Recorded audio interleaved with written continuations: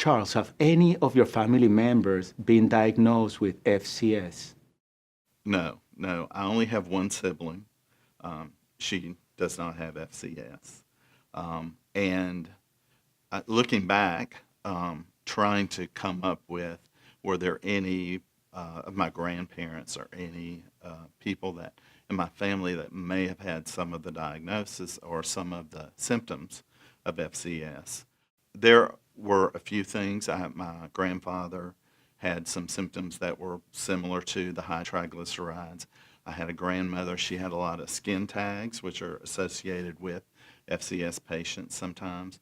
So just because it's so hard to diagnose and the technology was not there many years ago, we have not been able to trace how I ended up with this ultra-rare disease in my family. But as far as I know, no one else. Now, I have let all my family members know that if they have any of the symptoms, to please go and be tested for it, because it could be a possibility that they have it with the same genetic makeup that I have.